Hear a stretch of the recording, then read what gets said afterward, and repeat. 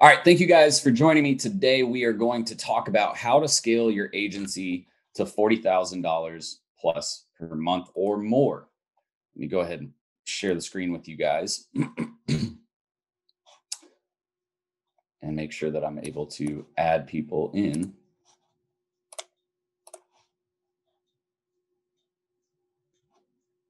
All right, we got that out. Let me pop the chat out.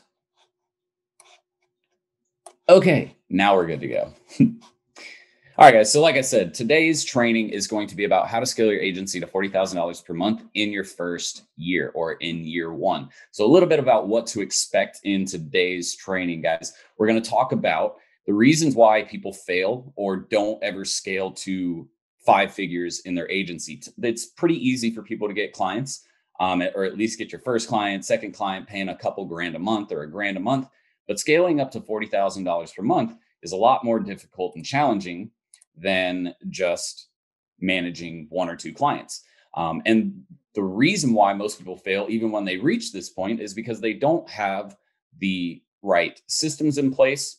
They don't hire the right team, or they're not making money off of their services because they've priced themselves improperly. And so now they're actually working at a loss. And so today we're going to talk about those things. If you are expecting a sales related training, we're not going to talk about sales today. Today is strictly operational, and making sure that your agency really understands the steps you need to take and in what order you need to take them for your agency to make the right moves to be able to reach five figures per month or 6 figures per month of revenue.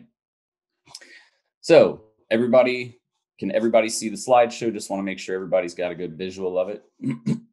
Pretty sure you should be able to see it now. Just let me know in the chat if you guys can see it, and we'll go ahead and jump right into it. All right, great.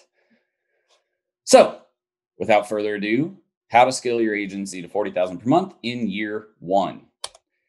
First, I want to mention, wait until the end because I do have a special offer for everybody that is watching this training. And since you're on the training, you guys get secret special access to it. And I'm going to reveal what that is at the very end. But let's go ahead and jump in. Everyone wants to be successful, right, guys? With your agency, with life, in your career, everything, right? But what's the reason why people want success? And you guys do me a favor as I'm going to go through these four things. Tell me what reason you guys want to be successful. Is it family? Is it time freedom, financial freedom? Is it just personal clout? You just want to be able to show people that you're worth something? Is it that you came from the struggle and you don't want to live that lifestyle anymore? That was partially one of my reasons for wanting to be successful, is outside of the fact that I knew I was going to be an entrepreneur and I wanted to run a successful business. I came from a not so wealthy family growing up, and that struggle, watching my parents when we were younger struggle to pay bills and to be able to just do fun things like going to a movie, that kind of struggle really stuck out to me, and it's really a motivating factor for me because it's something that I don't want to have to deal with in my own life or with my family when I eventually start one, or I don't want my kids to have to go through it. So here's the thing, guys. Unfortunately, 90% of agency owners fail in year 1 and 2. And this means going out of business, right? But why do they fail in the first year or two? Here's the reasons why most people fail that I've seen. And guys, remember, I've had over 5,000 students come through my programs to start an agency. I've been doing this as far as training other people how to start their agency for the last 4 years. So I know what I'm talking about when it comes to understanding why agency owners are failing, because I see it happen in some of my own students. But reason number one, they don't know what services to offer their niche or how to price them properly, meaning they're not getting their clients results and they're operating at a loss, which just can't happen. If you have a business, you have to operate at a profit, right? That is the ultimate goal. Number two, they work in the business instead of on the business. And what I mean by this is everybody has the mentality that when I start an agency, I have to be the one that writes the ads, manages the ads, builds the websites, designs the images and the photos, comes up with everything. And that's impossible for you to do. Think about it like this, guys. You can't be an expert at every different type of digital marketing service. And what do I mean by that specifically? Well, here's the thing. Why do you think criminal attorneys don't also do corporate law or tax law? Because they're specialized in something very specific and that's all they do. And it's not that they couldn't, it's just they could go out and try to learn all the different types of law, but it would take them their entire lifetime to become experts at every single different type of law, right? Which means they would never actually get to the point where they start and build a successful agency because they're trying to learn all the different types. Your job in the agency is not to become an expert PPC manager, Google Ads manager. It's not to become an expert social media marketing ads manager. It's not to become an expert copywriter or video producer. Your job is to manage the overall strategy and hire experts in those individual fields to perform the jobs for you. And once you hire them, you understand the cost, which means you're able to mark up your services appropriately. You understand the cost plus how much time it's going to take, right? That's the cost right there. Their hourly rate plus the amount of time it's going to take equals the cost plus your markup, right? If you want to make 100%, so that means if I spend, let's say I spend $500 on a campaign, that means I want to make at least 1,000, right? Or I need to charge at least 1,000 if I want to make 100%. If I want to make 200%, that means I'm going to charge at least 1,500, right? So you have to operate at a profit. If you don't, your business will not thrive. And if you're working in the business instead of on the business, you should expect that to happen. Number 3 is they don't know who they need to hire or how to hire the right people for their services they provide. That's a big thing. And don't worry, we're going to talk about who to hire, how to know, how much to pay, what to look for. We'll talk about all that towards the end. Number 4 is they don't create a systematic approach to creating their campaigns, AKA SOPs or operational workflows. And then number 5 is they don't standardize their service offering, which is huge. You have to standardize everything in your business as much as possible, because the more you can standardize it, the less you actually have to spend to operate your business and to run on a day-to-day basis. So let's talk about how to avoid shutting down and quitting or going out of business. Here's the strategy, guys. It's actually very, very simple. And if you follow this strategy in the order that I present it, your agency will thank me later and you'll be so much more successful in the end because you did things the right way instead of being like, I would say 80% of agency owners out there who go out and instantly try to land clients without doing all of these things first. If you're doing that, I guarantee you will struggle, you'll have a hard time, and you're more likely going to end up as one of the statistics, which is the 90% of people who fail. So, what is the strategy? Maximize potential using the order of operations here, guys. Number 1 is you define your niche. Once you have your niche selected, you understand the niche, you select your service offering that is going to complement that niche. And then once you know your service offering, you start determining your pricing. But really, we have to start building a team to finalize my pricing, which we'll talk about later. But you can have an idea of what types of packages you want to be able to offer your clients.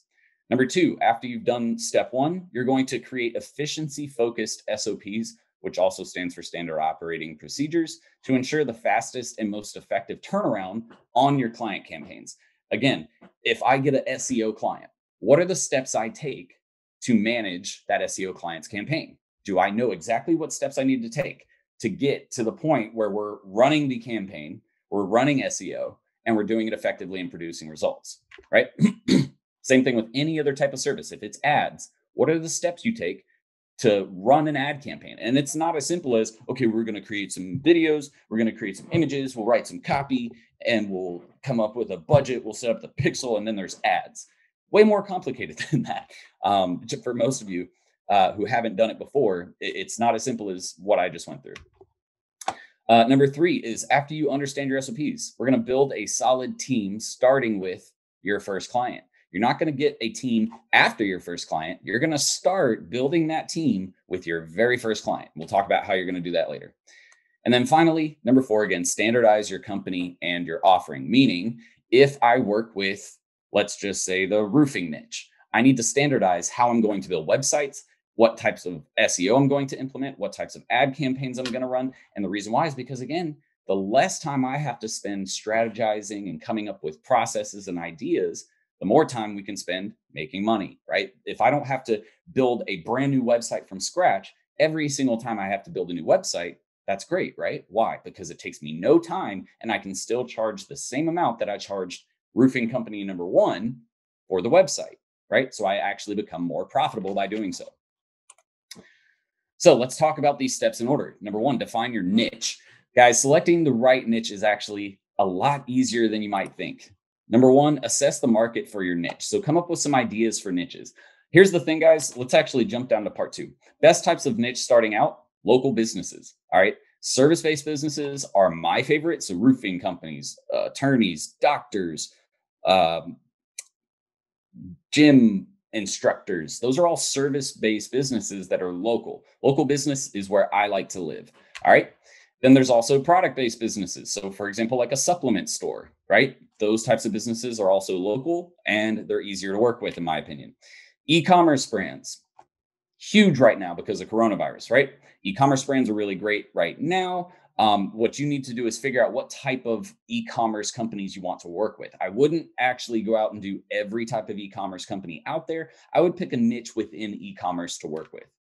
That being said, once you have your niche selected and you understand who you want to work with, oh, and let me clear this up really quick. There is no best niche, guys. All of the niches are great. All of them spend money. Okay. There's not one that's easier. There's not one they all are going to be just as difficult. Why? Because you're selling a high ticket product. All right. So keep that in mind and understand that when you're going out there, it's not about, is it the right niche? It's about, do you understand your niche? Do you understand what they're looking for? And do you understand what it's going to take to get them to commit to purchasing your services?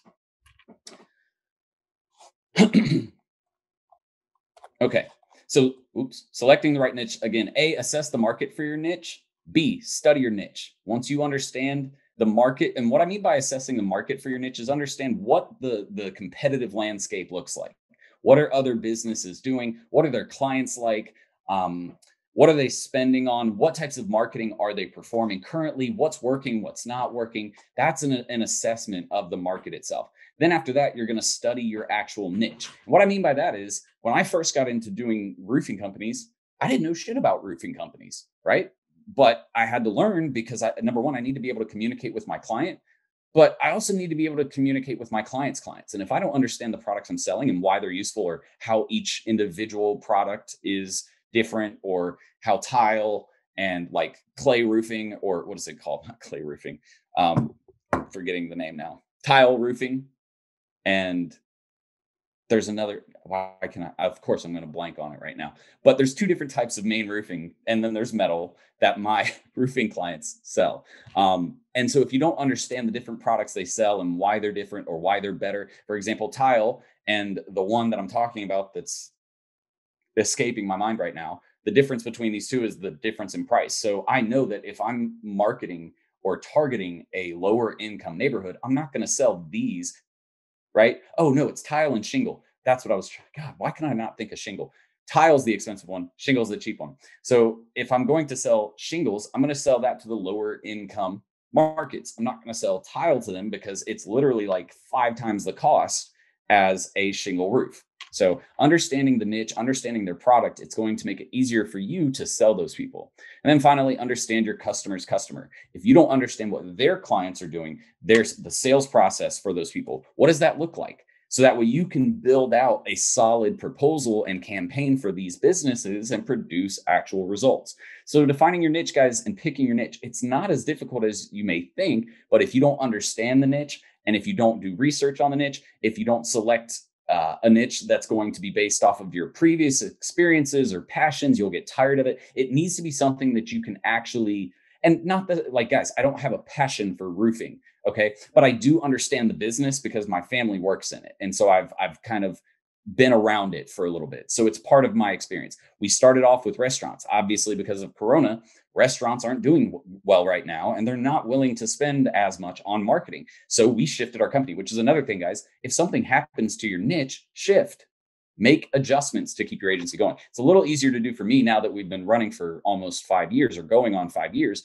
And if you're just starting out, I don't recommend switching a bunch. But that's why it's always key to assess the niche, especially if you're just starting out. Like, guys, if you're trying to get into restaurants right now, it's not the right time. Coronavirus is hurting the food industry dramatically, and it's not what you want to do. It's not something you want to put your time into.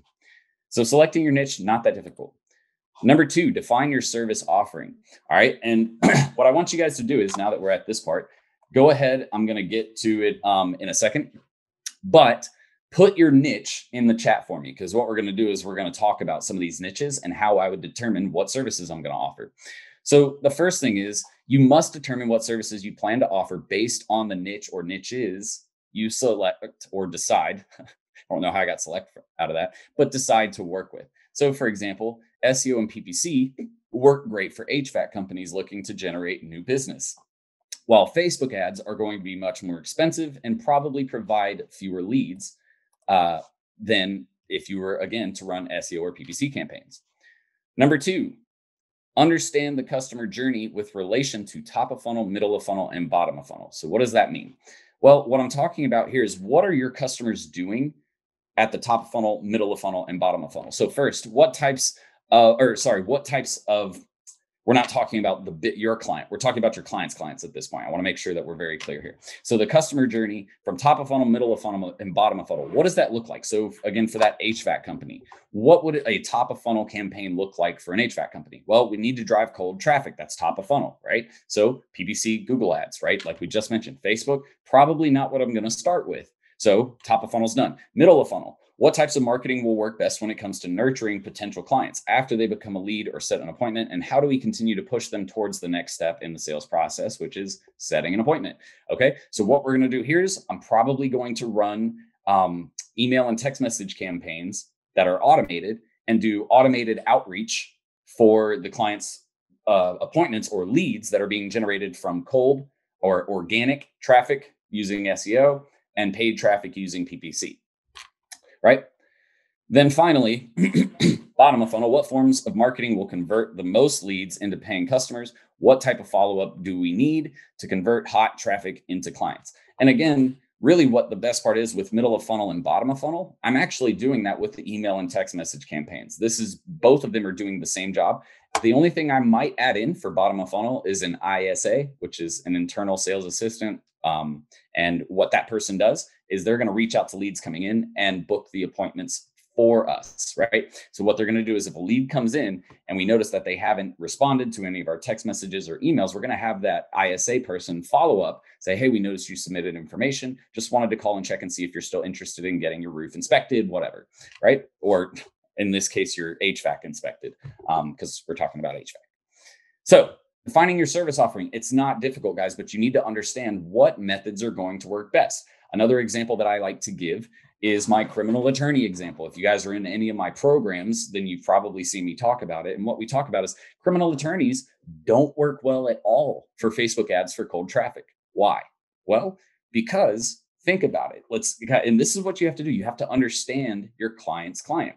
If I need a criminal attorney, why do I need a criminal attorney? And this is how you guys should work this out. Why do I need a criminal attorney? Well, it means I probably just got in trouble with the law. I committed a crime, right? Okay, cool. So how does a criminal attorney know when people have committed a crime based on social ads or Google ads? They don't, right?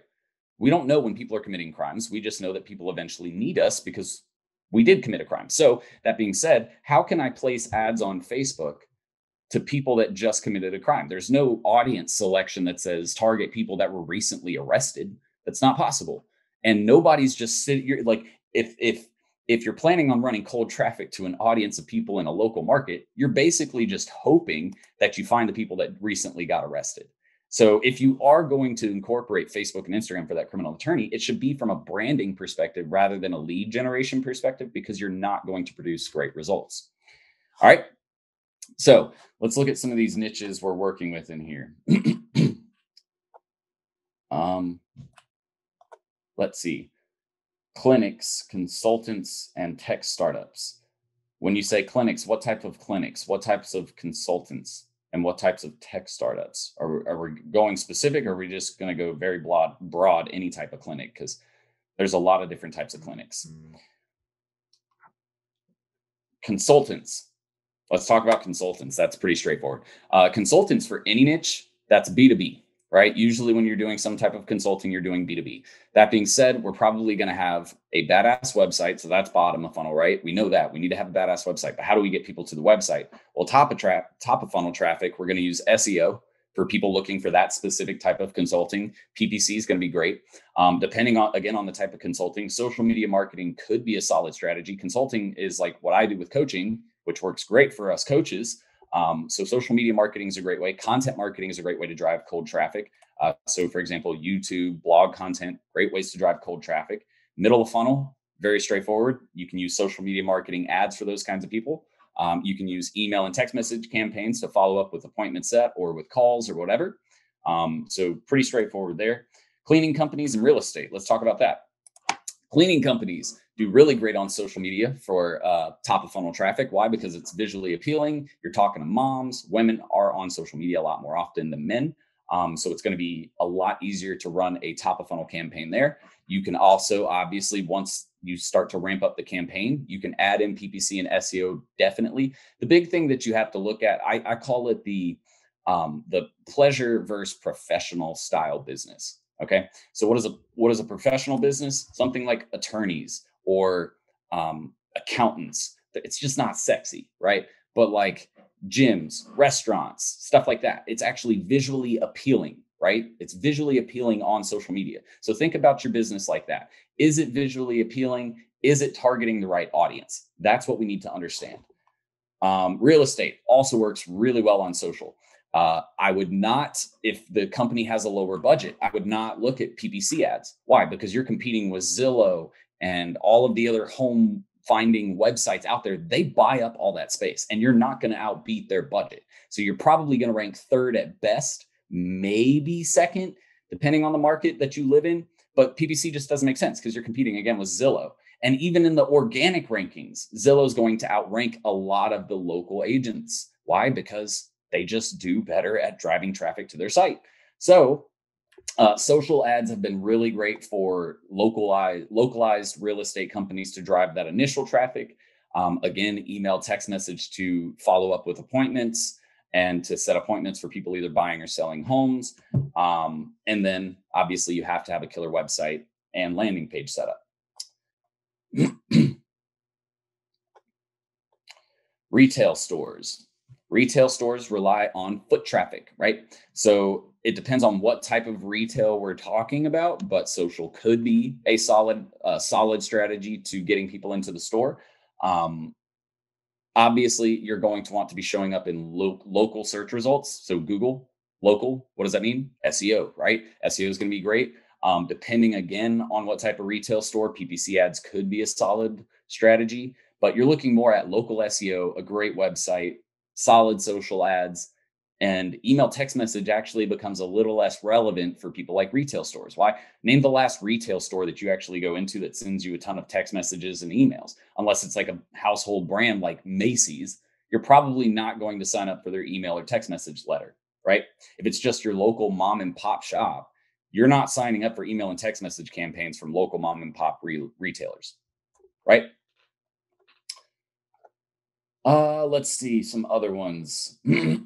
Dental clinics. Okay. So dentists, really great PPC, SEO. Sometimes social ad campaigns can do really well. It depends on what you're actually selling, like what service that you're going to be selling for them. I know that the dental implants is a great service for those people to sell. And if you can, since they make so much on a campaign, you can actually generate really great results using social for dental implants. Ultimately, though, any type of professional style business that's local, PPC SEO is always great. Email, text message to follow up and remarket and set appointments or book leads or whatever it is that you do. And then having a badass website to close it all out is really the 3-step piece that you really need to be able to implement for your clients to have or generate solid results for their campaigns. All right, so that was some examples of how to define the service offering. It's really when you understand the business itself, you're able to look at the services and say, does it make sense? Are there customers going to this specific platform to find their business? Or really understanding, again, what is top of funnel, middle of funnel, bottom funnel? Where do they start their journey? Where are they most likely to start their journey? If I'm talking about that criminal attorney, again, are their clients most likely to start their journey from Facebook? No. If I get in trouble, the first thing I'm doing is I'm going to Google, I'm typing in criminal attorney near me or criminal attorney my city, right? So understanding top of funnel, what's going to drive traffic. After you get the traffic interested, how do you follow up with them to get them to set an appointment or take some type of action that's meaningful? And then finally, where do you send them? Website, right? What do you have to have at the very end? Website, ISA teams to follow up and book appointments. Those are the keys to understanding your service offering and what you should be offering to your clients. So now let's talk about pricing, guys. Example service offering here is SEO, PPC, web development, email, SMS remarketing, ISA team, right? That's an example service offering that we're going to talk about. So starter at a $1,000 management fee plus their ad spend. Grow $3,000 management fee plus ad spend. Explode is $5,000 management fee plus ad spend. All right. So you'll notice that $1,000, $3,000, $5,000, that does not include ad spend. For those of you that were about to ask, that's why it says plus their ad spend, which is separate from the management fee. All right. That being said, if I have $1,000 and the services that I primarily provide are right here, do you think I'm going to be able to provide all of these services for $1,000? No. Okay. So what can I do at $1,000 to generate results, not only quickly, but effectively? Well, SEO, probably not going to do it unless they have somebody else already managing ads for them, creating content, things like that. PPC, that's starting to sound like a solid idea. If we're working with roofing companies, PPC is going to generate results quickly, right? So what else do we need to be able to run a PPC campaign? Well, let's say the client has a bad website. Well, can I afford to put web development in this $1,000 per month package? Maybe. How much are you charging in month one? Because what I do is, so for example, a client we just charged, we charged them $7,000 in month one. After that, it's $3,000 a month. And the reason why is because in month one, we're building them a brand new website. So we obviously have to offset that cost a little bit, right? So month one, we actually charge a little bit more usually for setup fees, or if we're building a new website, building any extra landing pages, stuff like that. So you could potentially incorporate web development, but I'm still not really sold because we already have PPC incorporated, right? So web development, maybe just building out a landing page, because at the end of the day, if they don't have a good website, I have to send this traffic that we're purchasing somewhere. So if I'm going to send them somewhere, I need to build a solid landing page that's going to focus on the goal that we're trying to complete. All right. So for example, if we're talking roofing companies, let's say that we're just going to target roofing companies for storm damage. That's what I want that landing page to say. It needs to talk about storm damage. The creative assets need to look and feel like storm damage. The copy, again, should be related directly to storm damage. So that way, when the client clicks on an ad and then gets to your landing page, it all associates and makes sense. And they're much more likely to convert at that point and at least set an appointment to get a inspection done. All right, so let's look what happens when we're growing. All right, so we're already at the grow phase and we're spending $3,000 a month. Well, what can I fit in for $3,000 a month? You can pretty much at this point fit all of these services in at $3,000 a month. All right, how will I do that? Well, low cost right here, email, SMS, super low cost. Web development, once that's done after the first month, the only thing we're doing is basic management. We might do some content creation, like a blog a month or a new service page, stuff like that, which is very low cost. So again, that's why we're going to charge in month one. We're going to charge a little bit more. PPC campaign, definitely in there still. The management fee, you can get management fees, hire ads managers for $300-$400 per month, as long as the ad spend isn't like $10,000 a month. The more ad spend you spend, the more you're going to have to pay your managers. But if you're in the typical local business range, which is like $1,500 to $3,000 a month, maybe even $3,500, you're spending about $400 in management fee for them to manage that campaign. And then SEO, we can definitely incorporate that as well, again, because a lot of SEO is done up front in month one and month two. So months, 3 to 12, that's where you're actually making your profit on these campaigns. It's called front loading work. All right, guys. And we'll talk about that right here. Your goal isn't to be profitable in month 1 and 2. Most of your profit is actually made in month 3+. So the focus of month 1 and 2 is to get the campaign up and running as quickly as possible and to produce results to keep the client happy. Really, you're kind of breaking even in this first month.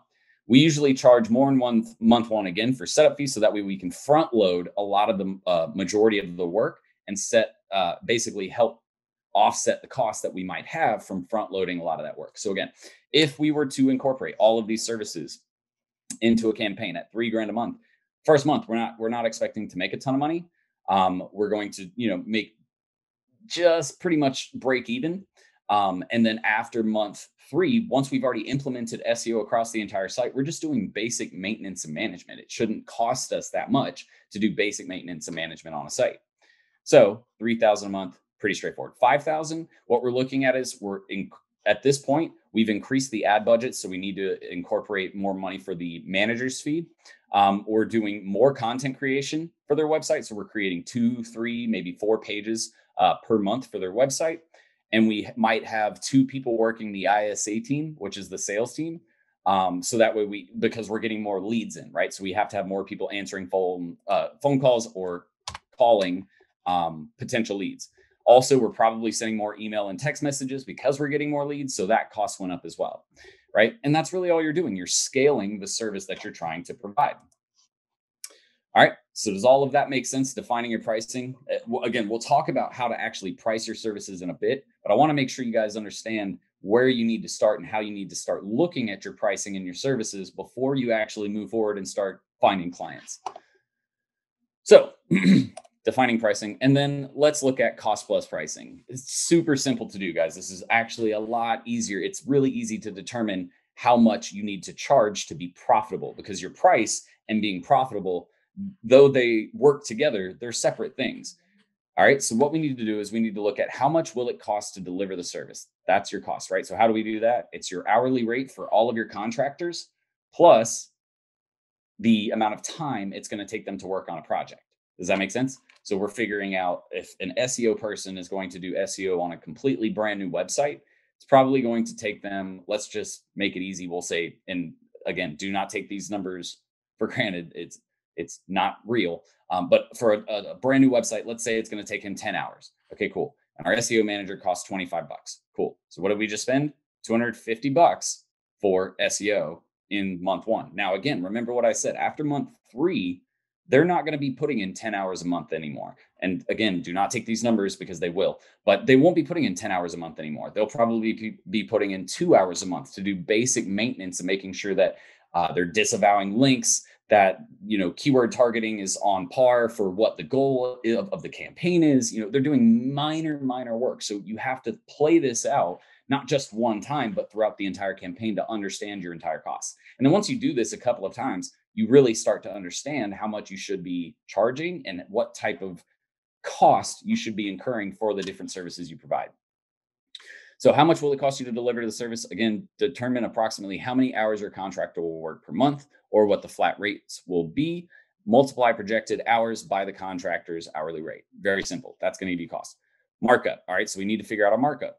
Well, what is markup? Markup is what you want to make minus your costs, right? So most agencies strive to charge 100 to 300% markup on their services. So if cost is $100, then I want to charge 200 to 400, right? So 100% markup on $100 is $200. That would be the price, right?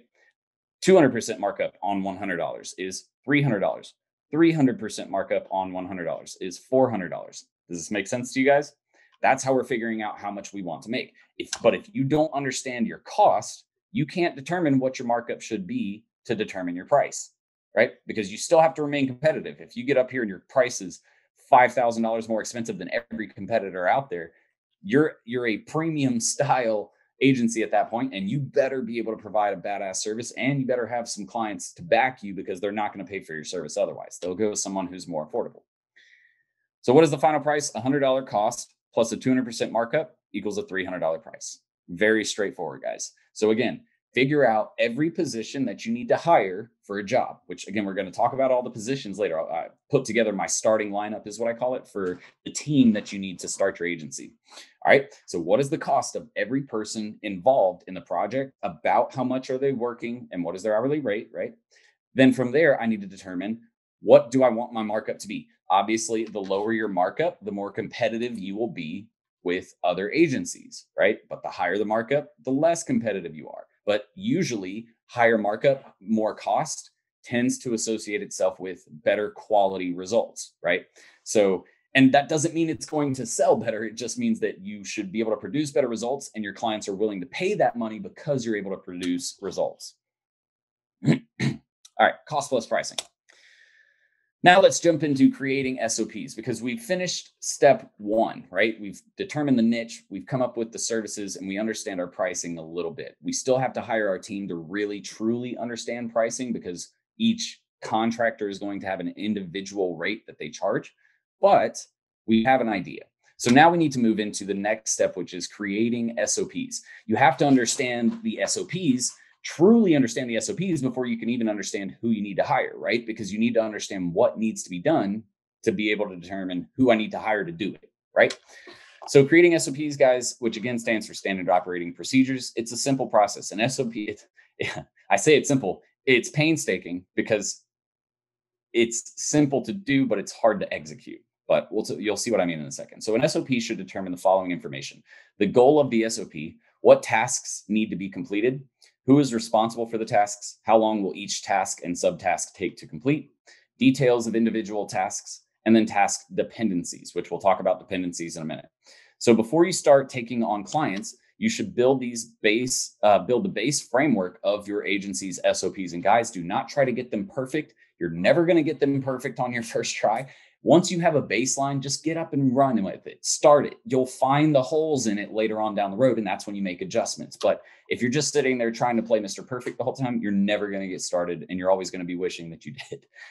Number 3 is you'll want the following SOPs in place before you get a client. Very straightforward. Onboarding SOPs, so that when you get a new client, you can quickly and efficiently get them onboarded and get their campaign ready to go. Number 2, or letter B, is service SOPs. So these are, SEO SOP, pay-per-click SOP, email SOP, website building SOP, all of the different SOPs that you'll need to perform different services.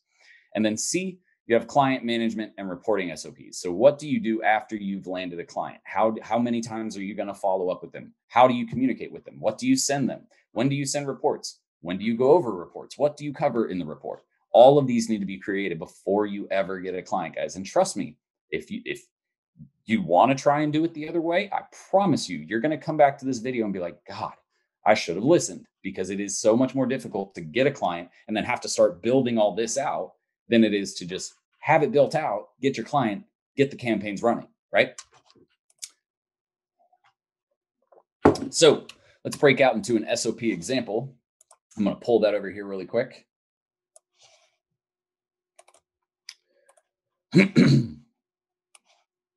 Okay, this is an SOP, or the portfolio. And yes, I use Asana for my project management.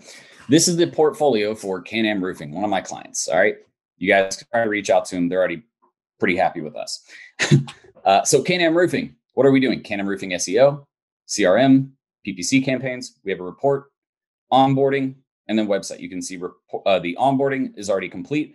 This is where we're at in all of the other stages. Again, we just took this client on and we started, I think, 2 weeks ago. So we're making really great progress on the campaign. We don't do projected dates unless we know specifically when we expect it to be done. Like, these are ongoing tasks, so there's no need for a projected date. So what we're going to look at is the website build for Can-Am's website.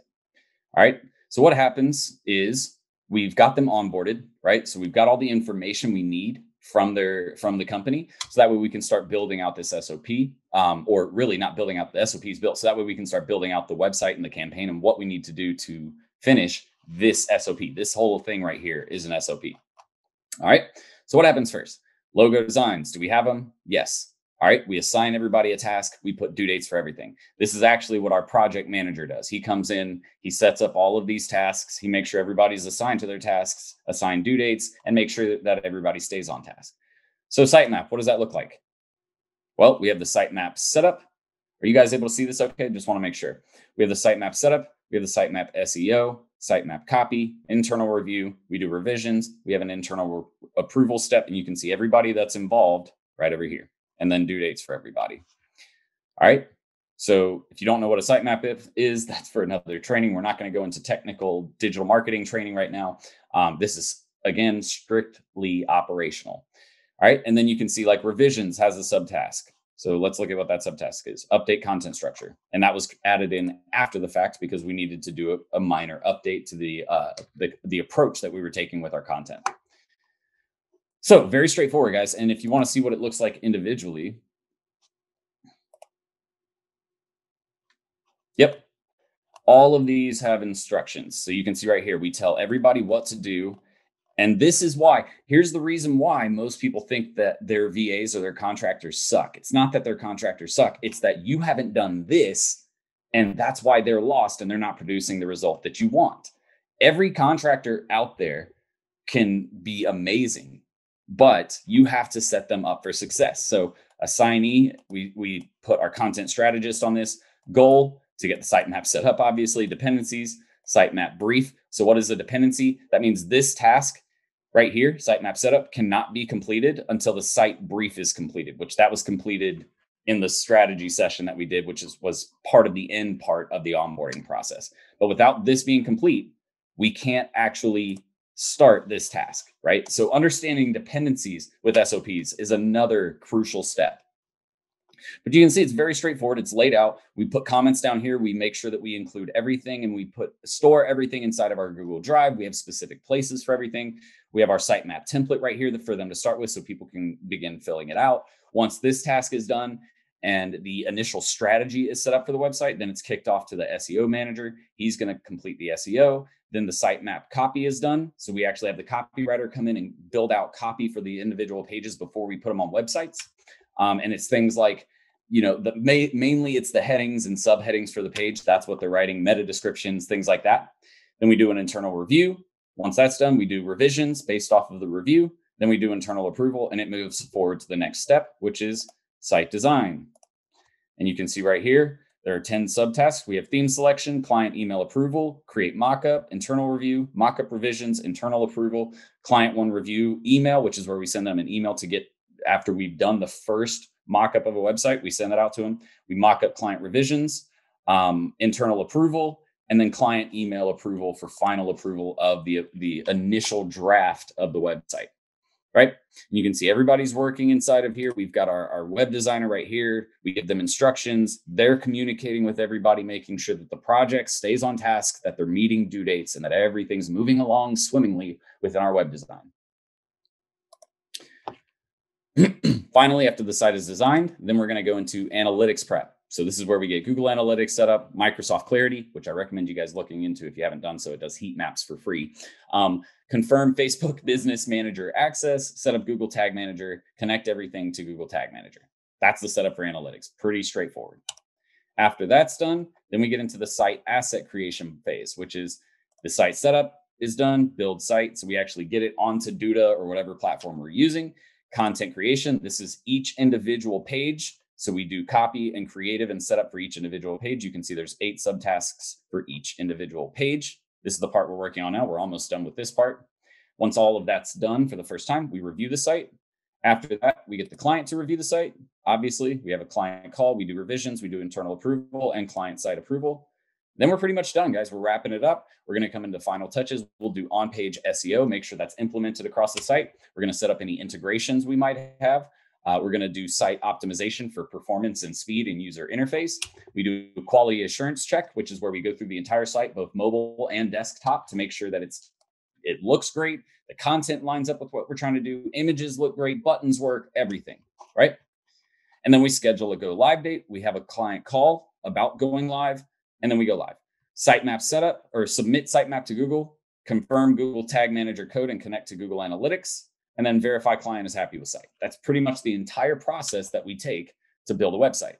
And it's a little bit more detailed than that. Obviously, there's instructions for every single subtask. So it does get a little bit more complicated than that. It's not as simple as just like laying these out and go. There's other pieces like you can see right here over here in this section. But without this set up, I would guarantee you, if you guys tried to do a website and you didn't have this set up ahead of time, it would take you 3 months, if not 4 or 5, to build the same website, where it would take my team about 3 weeks to a month. Okay.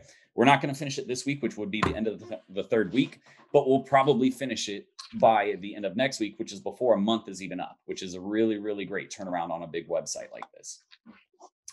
So quick question. Do you guys have SOPs like this? Are you guys using SOPs like this to run your business, or do you not? Let's get back into the slideshow.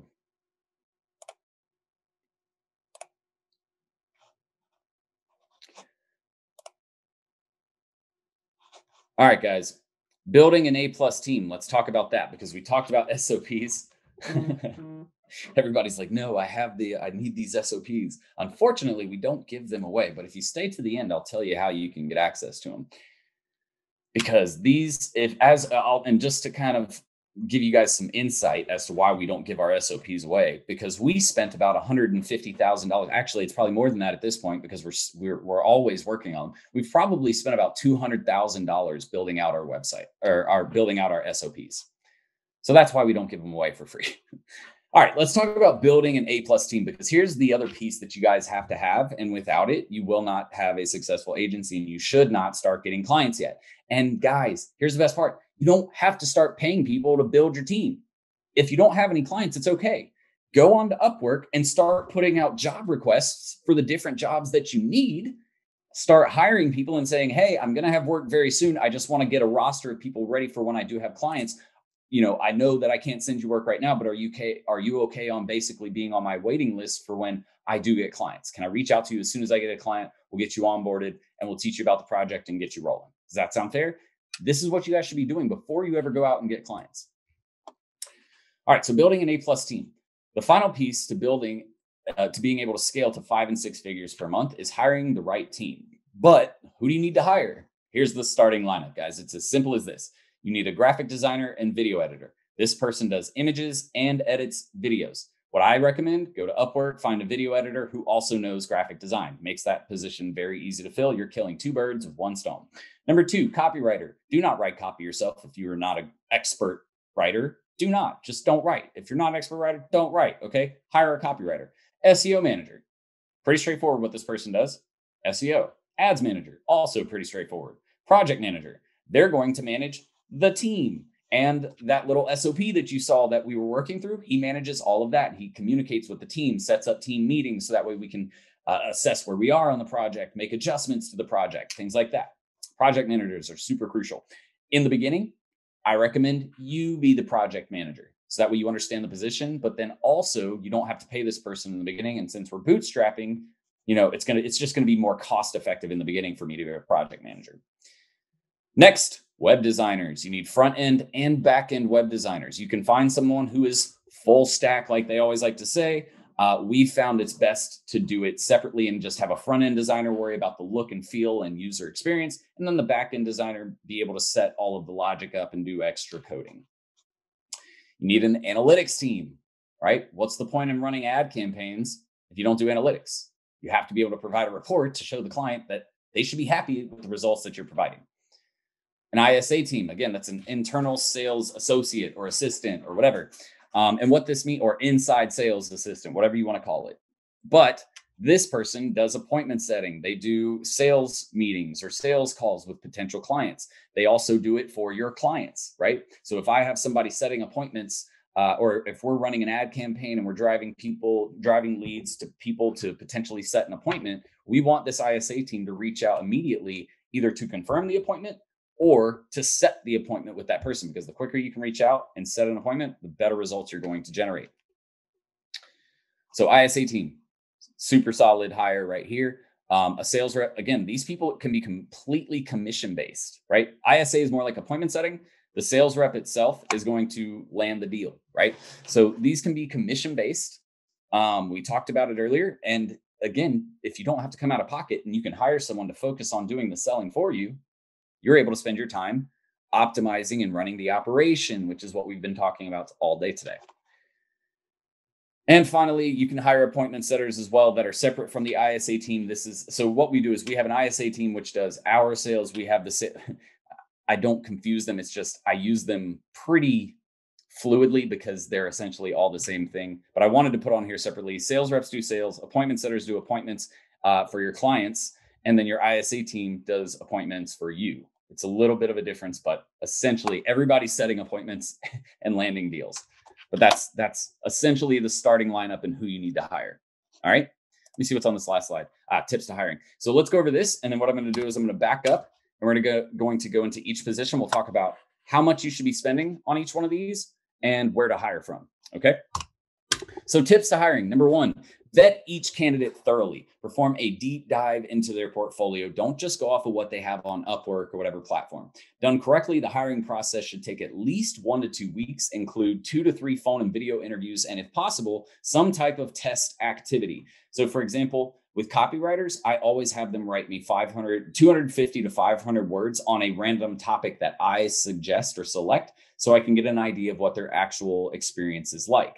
Because if they turn around and submit a piece of crap in that 250 word test, probably not going to hire them. So if you can find some way to test people's ability at the services they say they can perform.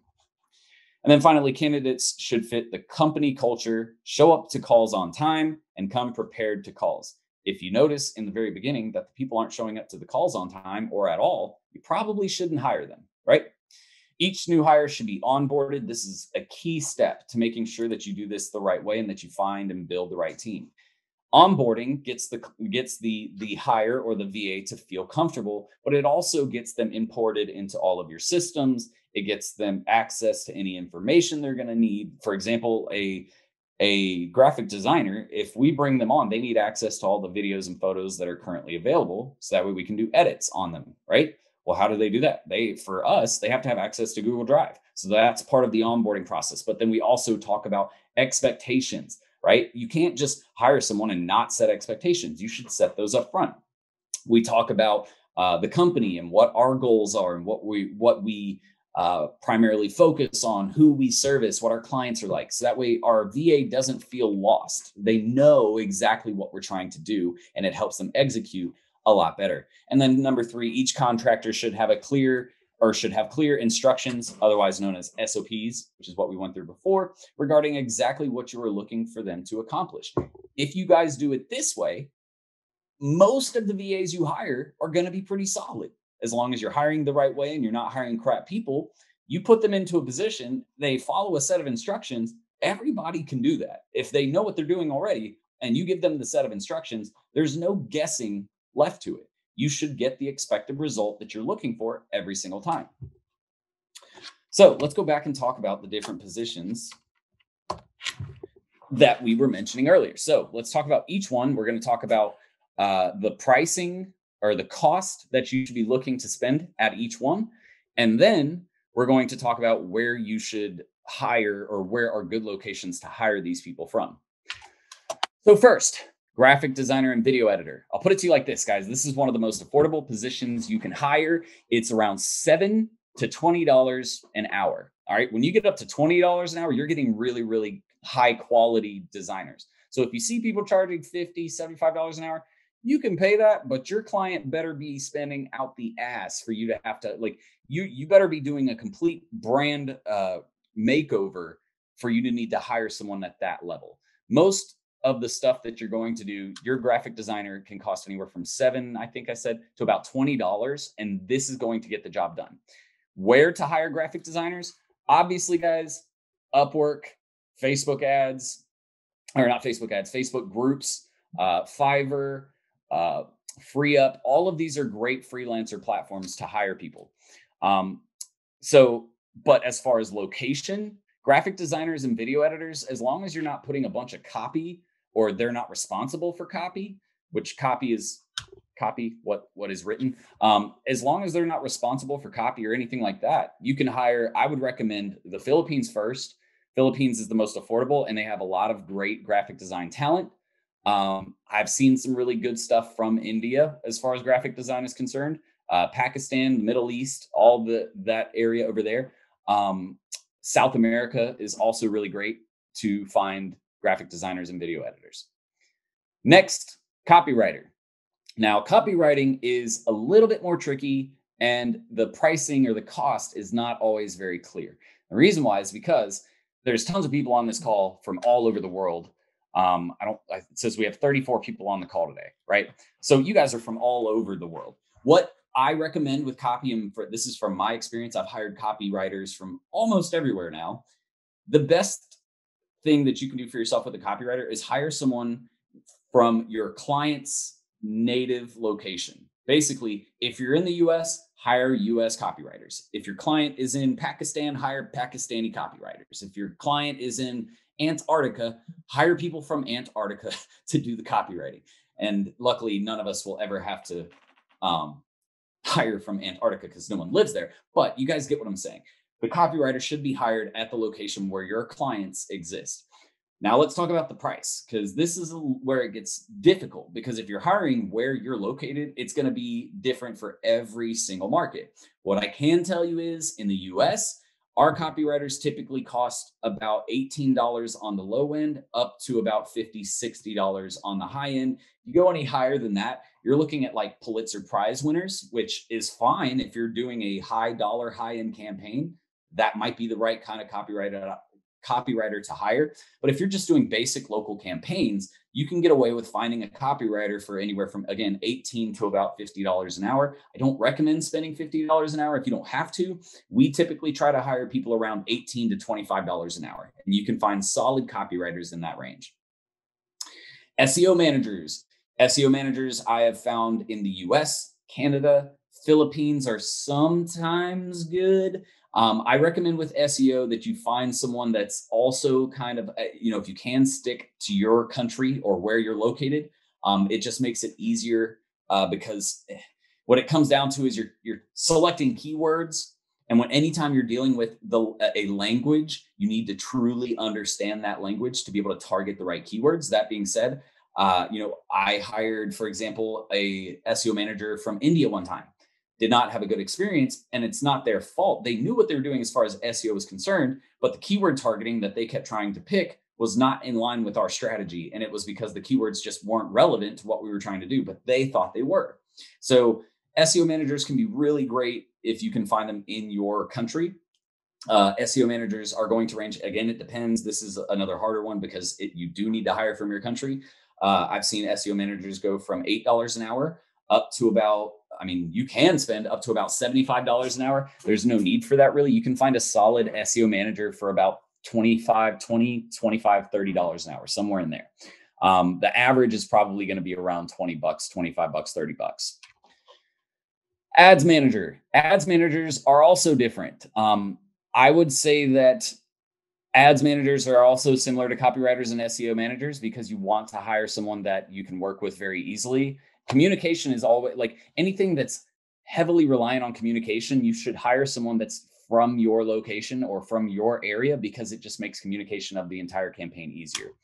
Ads managers, as far as how much I pay, I don't pay on an hourly rate. We do flat rate because it's based on a whole month and they only do so much work in a whole month.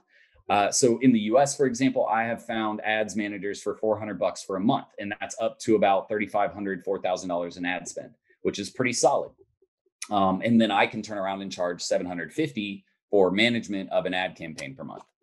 So I'm making not quite 100%, which I don't like, but ads management is just it's not one of the most profit producing services that we offer. We focus primarily on SEO, web, copy, or content marketing, things like that. That's where we make most of our money. So we talked about ads. Project manager. Project managers can be found all over the world. We've found really great success in South America. That's where our project manager is actually from. I think it's Colombia. It's either Colombia or Venezuela. I can't remember. We've got like 4 people on my team or 5 people on my team from South America now. South America is a great place to hire project managers. I would also suggest the Philippines again for project managers. We had really great experiences with some project managers over there. Project managers, it again is going to depend on where you're hiring them from. We spend about $1,500 per month for a full-time project manager from South America. We also have a project manager from the Philippines that I believe we pay $10 or $12 an hour to. And usually if you're going in those countries, you're going to range at about $10 to $15 per hour for a project manager. It is a very crucial position, and it's not something that, just anybody can do. These need to be highly organized, do it yourself type of people. Like if these people need to be handheld, they're not going to work out in that position. Project managers have to think for themselves. Web designers, front end and back end. So web designers are pretty easy to find. You can find them. South America is really great. The Philippines is really great. India can be really great as long as they follow the rules. I've seen a lot of Indian related web development companies that they try to shortcut things, and it ends up making the website either perform really poorly or just look really bad. So just make sure that if you are going to hire from India or anywhere really in the Middle Eastern area or Asia, again, just be very particular about what you're looking for and with the instruction that you give them. But web designers are great and easy to find pretty much anywhere. If anything, I would just say avoid the US, because that's where avoid the US, UK, Canada, Australia. That's where it's just going to get really expensive. And you can find amazing talent pretty much anywhere else. The cost for web designers is usually going to range between $10 an hour for a basic like front end designer with, basic experience, which it can still get the job done, upwards of about $25, $30 an hour. So the range again is between $10 and $30, $35, and you'll have a solid web designer that is going to be able to produce basically any type of website or design that you need. Analytics teams, these are usually more expensive, but the good thing is they don't do a ton of work per client, right? They don't have, besides setup, they're not really doing anything except for running a report at the end of the month, which might cost a couple hours. I believe our analytics team, we pay, it's $45 an hour, I think. And they are also from South America. A lot of them are in South America. The lady's actually in Miami, and then her team is based in South America. So analytics teams, I don't have the most experience with having to hire a ton of different analytics teams. So I haven't explored the Philippines. We've pretty much been with the same group of people for a little over a year or two now. Before that, we were just doing it ourselves. So the analytics team, again, as far as where to hire, I can tell you South America is great. Other places I can't really give you information on.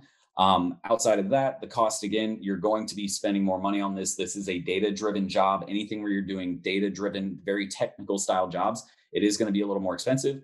Again, I think our rate is $40 to $50 an hour, and that's actually a solid rate. It's usually, I would say the average is probably a little bit more expensive, probably $50, $55, $60 is probably the average. An ISA team, so your salespeople. Again, the sales reps and appointment setters can be found. I would recommend finding them in your country. They can work completely on commission, and that is completely up to you as far as how you decide to set up your commission structure or your payment. An ISA team, as far as like appointment setting for your for your clients, like if they're going to be setting appointments for your clients, then what you can do is you can actually do based on appointment set.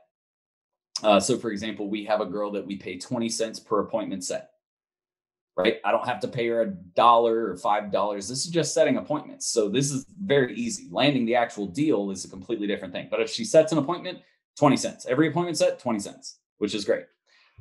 So it's a little harder to gauge pricing on these and costs. But what I do recommend as far as where to hire them, you're going to want to do it in your country. So I'm pretty sure that's done because we've done the tips to hiring. So what did you guys think of today's training? Did you guys learn anything in today's training? Because I have some information I want to drop on you before we get out of here. We're not done yet. We have a little bit more to go over, but I wanted to ask what you guys thought about it. Did you learn something? Did it open your eyes to what you might be doing wrong with your agency? Did it open your eyes to what you need to start doing to improve your agency? It helped me out. It was amazing. Yep. Good thing I'm just starting mine. That's great. Perfect time to see this. Send me the recording. We're actually not doing a recording for this one, so I hope you guys were taking notes. I might do this training again in the future. We might do it next week, but at a later time, so that way other people can jump on board.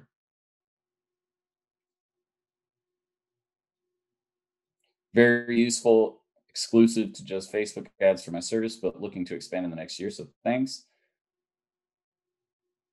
I have to have patience for SOPs. Yep. All right, guys. So look, For those of you that thought today's training was amazing, I want to give you guys a special offer, because at the end of the day, I'm here to help you guys grow, right? That's my job, is to help you grow your agency. So I'm sure you saw something out of today that you thought would be interesting. All right. So I have 3 special offers that I'm offering only for the next 60 minutes. These offers will only be available for the next 60 minutes. And if you want the offer, I'm going to put my personal Facebook Messenger link in the chat, and you guys can message me letting me know that you want to go ahead and enroll, and we'll get you over into enrollment and start getting you working through these offers. But here are the offers, guys. For the next 60 minutes, we are selling my SOP package, a service offering and pricing package, or a team building package. They usually cost $22.50. All of these have been marked down to only $17.50 today for the next 60 minutes. And all you get, or what you get out of these, the SOP package is pretty straightforward. I'm just going to give you all of my SOPs for creating websites, the onboarding, PPC campaigns, social campaigns, email, text message campaigns. We're going to give you all of my SOPs. Plus, you're going to get a 1-hour training with me discussing how to use the SOPs. Guillermo, you're set. You don't need any of this. Service offering and pricing package. My team will actually help you select what services to offer your niche. We're going to help you strategize and understand how to implement those services. We're going to teach you how to create packages based around the services you want to offer. And then we're going to help you price your services so that you're guaranteed to make a profit. The biggest thing is we want you to make a profit. If you don't profit, there's no point in offering services to people. And this also comes with a 1-hour training on a Zoom call. All of these are trainings on a Zoom call. Finally, the team building package, $22.50. All right, what we're going to do here is we are actually going to assist you in building a killer marketing team. So we're going to teach you best practices on hiring. We're going to give you all of our scripts that we use. We're going to give you our templates that we use for job posts. And then it also, again, comes with a 1-hour training on a Zoom call with me. All right, and where we're going to actually go into the different people that you're going to hire, how you're going to implement them into your team. We're going to talk about how you're going to how you're going to onboard your team. And then we'll even do a little bit of talk. We're not going to do much because that's where the SOP package is. We're not going to do a ton, but a little bit of information will be given on how to incorporate them into the SOPs that you will have for your agency. So if you guys, and Guillermo is actually in the Done For You program. If you guys want, there's obviously these amazing offers here. We wanted to do something for people that already have their agencies up and running, but they're having specific issues with scaling or operating their business. We also have a Done With You and Done For You agency program. If you guys are interested in finding out any more about that, you can obviously, actually, I'm just going to type it in. m.me/jsteen13. What? Dennis is not in this. Oh, that's because I'm trying to send it to everyone. That is the link right there. If you guys actually put that into your web browser, it will send you to the Messenger app where you can actually shoot me a message and we can talk about this. But again, you're only going to get this for the next 60 minutes. So at 6:08, I'm not going to offer this price anymore. They're going to jump back up to $22.50. We took $500 off of the cost. I do understand it is expensive, but as you guys saw with our SOPs alone, there's tons of information in there. Totally worth it. Building out your service offering and pricing your packages, this alone will probably take about 20 hours if you've never done it before, maybe 30 hours to do it properly. And even then, are you sure that you're going to be profitable? Knowing and feeling comfortable that you're going to be profitable with your services is really the biggest benefit. And then number 3, building a team. This is crazily labor intensive. You guys have no idea until you've actually started hiring how much time and effort it actually takes to build a solid team. Okay. All of this is easily worth way more than $22.50. It's definitely worth way more than $17.50. But for the next 60 minutes only, again, I'm going to offer these different services or packages to you guys if you were on today's call. And again, if you want to learn more, we do have a Done With You and Done For You agency program. If you would like, again, you can send me a message at the link right here. Those programs respectively cost $4,500 and $6,500, just to be upfront and transparent with you guys. So I don't want you guys, I don't want you to waste time messaging me if, obviously that's just way too far out of your price range. But wanted to give that information to you. If you do want to reach out to me again, the link is in the description or in the chat below. And you can reach out to me and we can set up a time to talk about the different packages we have here. But you have to tell me in the next 60 minutes, at least tell me in the next 60 minutes that you want to buy. And then we will get a call set up to talk about it for you. What if I work for a company that's interested in marketing? Could I work something out with you? Joseph, sure, why not? Basically, you're talking about white label through my agency.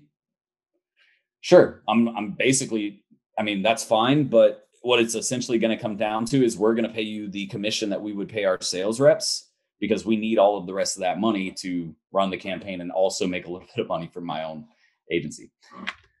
But that is it for today's call, everyone. Thank you so much for hopping on. I hope you all learned something and I hope you enjoyed today's training. Make sure to tell a friend. If you have friends out there that are marketers, make sure that you tell them about Serial Entrepreneur and have them reach out and start up a conversation, so that way we can see where they're at with their agency.